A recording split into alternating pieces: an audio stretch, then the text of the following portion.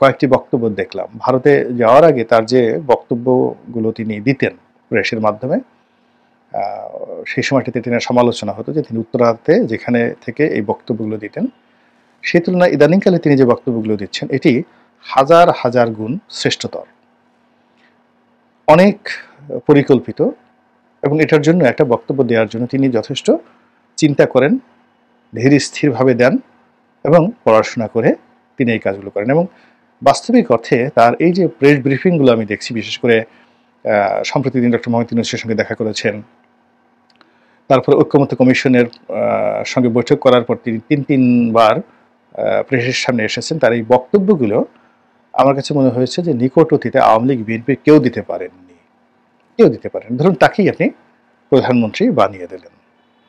কিন্তু এটা আপনাকে আগে ঘোষণা দিতে হবে। তো আগে ঘোষণা দিলে সেই জিনিসটির এক ধরনের প্রতিক্রিয়া হবে এবং এটা বিএনপির জন্য ইতিবাচক হবে। আদারওয়াইজ বিএনপি 100% ধরে নেবে জনাব তারেক রহমান সাহেবই আগামী দিনের প্রধানমন্ত্রী। এটা হলো বাস্তবতা। এখন আগামী দিনের প্রধানমন্ত্রী হিসেবে জনাব তারেক রহমান সাহেবের যে একটা পোর্ট্রেট, সেই পোর্ট্রেটটা তো দেশ বিদেশে তৈরি করতে হবে। তাকে দেখে যেন মনে হয় তিনি দেশের নায়ক। তাকে দেখে মনে হতে হবে যে তিনি যে প্রিন্স অফ বাংলাদেশ বা king of Bangladesh, prime minister of Bangladesh. তার কথাবার্তা, তার বন্ধুবান্ধব, তার আচরণ, তার ইন্টারন্যাশনাল কানেক্টিভিটি সবই ওই পর্যায়ের হতে হবে।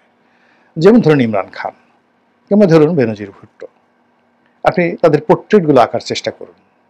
কিন্তু দেখুন রাহুল গান্ধী এখনো পর্যন্ত তাকে কিন্তু দেখে প্রধানমন্ত্রী মনে হচ্ছে না, এখনো পর্যন্ত মনে হচ্ছে না, ফলে কংগ্রেস কিন্তু আগাতে পারছে না। এখন তারেক রহমান সাহেবের ব্যাপারে বিএনপিকে সিদ্ধান্ত নিতে হবে আসলে বিএনপির প্রধানমন্ত্রী প্রার্থী জনাব তারেক রহমান সাহেব কিনা, এবং তাকে যদি প্রধানমন্ত্রী করা হয় তাহলে এখন তিনি যে কর্মকাণ্ডগুলো করছেন তার 99.99% কর্মকাণ্ড তাকে বাদ দিতে হবে। তিনি হর রোজ ভিডিওতে কথা বলছেন দলীয় নেতাকর্মীর সঙ্গে, তিনি তৃণমূলের একেবারে ওয়ার্ড পর্যায়ে, ইউনিয়ন পর্যায়ের সাথে কথাবার্তা বলছেন। এটি সংগঠন চালানোর জন্য ওকে আছে, ঠিক আছে, বা এটা চমক হতে পারে, ম্যাজিক হতে পারে, কিন্তু এটি মূলত বিএনপির চেয়ারপারসন বা ভারপ্রাপ্ত চেয়ারপারসনের কাজ নয়। বিশাল একটা দল, তিনি কেন ইউনিয়নের নেতাদের সঙ্গে কথা বলবেন? তিনি বড় জোর বিভাগীয় নেতাদের সঙ্গে কথা বলতে পারেন, সাংগঠনিক সম্পাদক পর্যায়ে লোকের সাথে কথা বলতে পারেন। তো তিনি যখন এরকম তৃণমূলে চলে যাচ্ছেন তখন লোকজন তাকে খুব সস্তা মনে করছে।